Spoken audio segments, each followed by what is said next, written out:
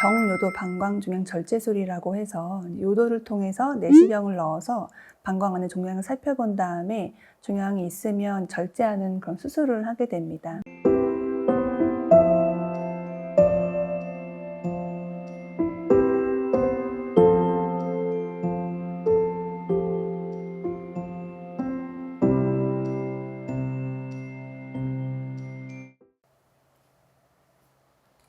안녕하세요. 채널 한국신장암 한우혜입니다. 오늘은 요로상피암에 대해서 알아보기 위해서 서울대병원 김미소 교수님을 모셨습니다. 안녕하세요. 네, 안녕하세요. 먼저 교수님 소개 간단하게 부탁드릴게요. 저는 서울대병원 혈액종양내과에서 근무하고 있는 김미소라고 하고요. 주로 암 환자분들 항암 치료를 담당하고 있습니다. 아무래도 항암 치료를 하신다면은 좀 병기가 높으신 분들을 많이 만나시겠어요. 네.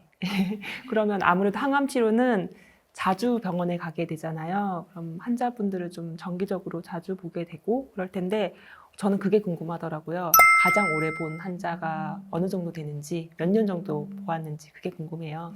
네, 물론 저보다 더 오래 보신 교수님들도 계실 텐데요. 제 경우는 한 9년 정도 함께 이제 치료받으시면서 잘 지내시는 분들도 계시고요.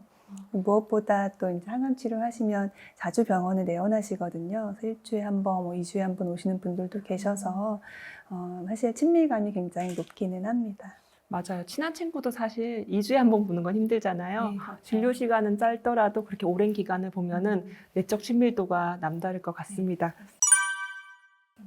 오늘 이제 아까 말씀드렸다시피 요로상피암에 대해서 알아볼 건데요. 저희가 신장암 한우회다 보니까 이제 신장에 암이 생기신 분들이 한우에 많이 가입을 하세요. 대부분 환자분들은 신장암이에요. 신세포암이라고 하는. 근데 가끔씩 신우암이신 분들이 가입을 하세요. 그러다 또 시간이 지나다 보니 신우암 환자분도 굉장히 많은데, 근데 참 어려운 게 신우암인데 또 이렇게 얘기하다 보면 방광암 얘기를 하기도 하고 또 뭐 요로상피암 이런 얘기들을 해요. 그래서 이게 도대체 무엇인지 많이 헷갈리거든요. 그래서 신우암, 요가나 또 방광암, 요로상피암 이게 어떤 건지 좀 개념 정리가 먼저 필요할 것 같습니다. 먼저 이제 저희 요로의 일단 구조부터 좀 말씀드려야 될 것 같은데요. 저희가 이제 신장에서 소변이 만들어지면 그것이 이제 신장의 신배, 그리고 신우, 요관, 그다음 방광, 요도를 통해서 이제 배출되게 됩니다. 이렇게 이제 소변이 만들어져서 모아지고 또 배출되는 그 통로에 가장 안쪽 점막에 있는 것이 이제 바로 요로상피 세포인데요. 다른 말로는 이행상피 세포라고도 합니다. 이제 그런데 여기에 이제 암이 생기면 요로상피 세포암, 요로상피암이라고 보통 얘기를 하는 거고요. 이 요로상피암의 대부분은 이제 방광에 생깁니다. 그런데 이제 한 5에서 10% 정도의 경우에는 신우와 요관에서 발생한다고 알려져 있습니다. 그러면은 신장암을 이제 오줌을 만드는 세포라면은 신우암, 또 요관암, 방광암 이런 요도암 같은 경우는 오줌이 지나다니는 그 길에 생긴 그런 그 세포에 생기는 암을 말하는 거겠네요. 네, 맞습니다. 그렇다면은 이 암이 어디에 생기든 항암 치료는 좀 비슷한 과정을 겪게 되겠네요. 네, 맞습니다. 저희가 이제 동일한 세포, 그 요로상피에서 이제 발생한 암이기 때문에 근본적으로 항암 치료는 거의 동일하게 진행이 됩니다. 그렇다면 항암 치료가 병기마다 또 그 스케줄이나 아니면 방법이 다르잖아요. 그럼 항암 치료를 알기 위해서는 병기가 어떻게 나눠지는지 그것부터 알아봐야 될 것 같아요. 요로상피암의 대부분이 방광암이라고 하셨으니까 방광암의 병기가 좀 궁금해요. 방광암 병기 좀 구분 부탁드립니다. 네. 방광암의 경우에는 종양이 어디까지 침범해 있는지, 그리고 곡소 림프절 전이가 있는지, 원격 전이가 있는지에 따라서 이제 병기를 구분하게 됩니다. 1기의 경우는 이제 종양이 상피, 그리고 점막 하층까지 침범한 경우를 얘기하고요. 2기의 경우에는 종양이 근육층까지 침범한 경우를 의미합니다. 3기는 종양이 방광 주변 이제 지방층까지 침범했으나 전이가 없거나 혹은 주변 이제 골반 장기들을 침범한 경우에도 3기라고 합니다. 4기의 경우에는 종양이 골반 벽이나 복벽을 침범했거나 혹은 원격 전이가 있는 경우를 저희가 4기로 분류합니다. 결국은 종양이 어느 깊이까지 들어갔냐가 중요한 부분이 되겠네요. 네, 맞습니다.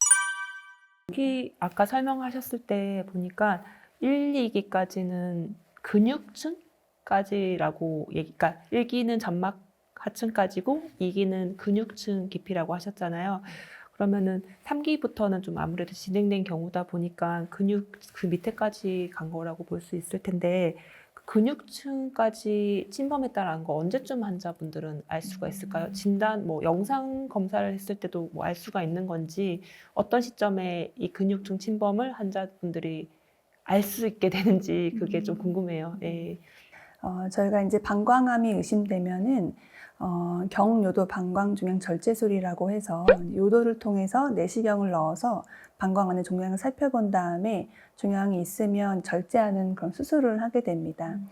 그 수술하고 난 그 조직을 가지고 이제 병리의사가 봤을 때 요로상폐암이다라고 진단을 할 수 있고요. 이제 그때의 근육층의 침범 여부도 함께 평가할 수 있습니다. 그럼 결국은 그 시술을 한 다음에 조직 검사 결과가 나와야지 어디까지 침범했는지 정확히 알 수 있고 정확한 기수가 나올 수 있겠네요. 물론 일부 환자분들의 경우에는 CT나 MRI에서 아주 명백하게 근육의 침범이나 주변 장기 침범이 확인되는 분들도 있기는 합니다. 너무 떨릴 것 같아요. 이 조직 검사 결과 기다리는 것이. 방광 같은 경우에는 이렇게 근육층이 명확한데 궁금한 게 신우나 아니면 요관암 같은 경우에도 같은 방식으로 병기를 구분할까요? 네, 이제 그 방광암과 신우요관암의 병기는 약간 비슷한 부분도 있고 다른 부분도 있습니다.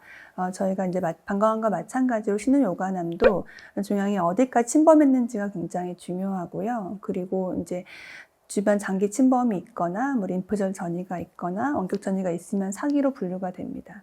그럼 이게 어디까지 침범했는지 어떻게 아느냐? 사실은 내시경이 좀 용이하지는 않거든요. 물론 시행할 수 있지만 그래서 저희가 보통은 수술을 한 다음에 정확한 병기가 결정되는 경우가 많습니다. 그러면은 방광암과 신우암 또 요관암이 가장 다른 점은 방광암은 내시경 수술로 그 병기를 알 수 있고 신우암이나 요관암 같은 경우는 수술 후에 그 병기를 알 수가 있겠네요. 네, 그렇습니다. 네. 또 궁금한 게 이런 치료 방법이 그 전국이 다 같은가요? 아니면 서울대만의 방법인가요? 저희 서울대병원만의 방법은 아니고요. 네, 지금 말씀드렸던 방법은 우리나라 말고도 전 세계, 그러니까 교과서적인 치료입니다.